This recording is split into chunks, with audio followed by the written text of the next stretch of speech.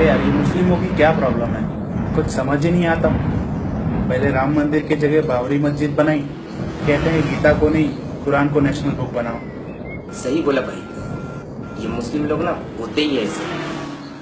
देखिए जनाब, ये आप हिंदू लोगों की तकलीफ क्या है, ये आप हम मुस्लिमों को नीचा क्यों दिखाते हैं? भाई साहब, आपको पता नहीं है, सबसे पहला धर्म है सनातन धर्म, जिसे हिंदू धर्म कहते हैं। बाद में कुछ हिंदू कन्वर्ट होकर मुस्लिम बने, तो पता नहीं है शायद गीता में भगवान ने कितनी बड़ी बड़ी बातें कही है।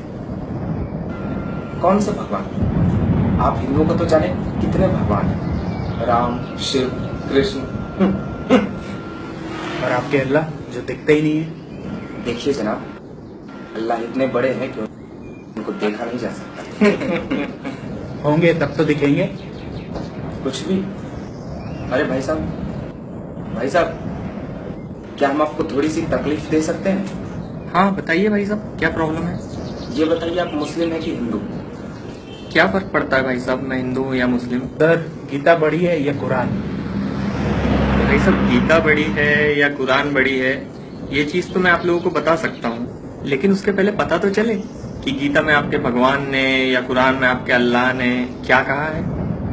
अच्छा, आपका धर्म पहले आया ना, तो आप मुझे बताइए कि भगवान ने गीता में कोई श्लोक कहा होगा? क्या हुआ?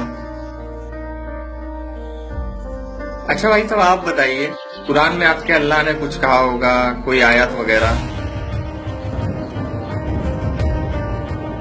कमाल है यार, आजकल के लोगों के पास गीता कुरान पढ़ने के लिए टाइम नहीं है, लेकिन धर्म के नाम पर लड़ने के लिए सबके पास टाइम है। फेसबुक में एक दूसरे के धर्म को उल्टा सीधा बोलने के लिए टाइम है।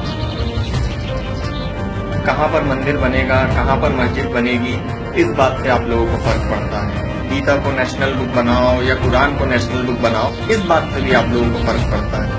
हमारा मंदिर इतने करोड़ का बनेगा, हमारी मस्जिद इतने करोड़ की बनेगी, इस बात से आप लोगों को फर्क पड़ता है। लेकिन देश में कितने लोग रात में सिर्फ पानी पीकर सो जाते हैं, इस बात से आप लोगों को फर्क पड़ता है? नहीं ना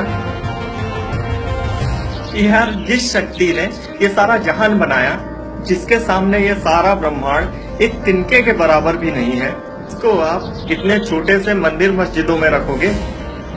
यार, वो करोड़ों रुपए मंदिर मस्जिद में लगाने से अच्छा आप भूखों को खाना दे सकते हो, घर दे सकते हो। और अगर आप लोगों में हिम्मत है ना, तो ये कोशिश करो कि देश ही नहीं, सारी दुनिया में कोई भी बंदा भूखा ना रहे। जय हिंद, जय भारत।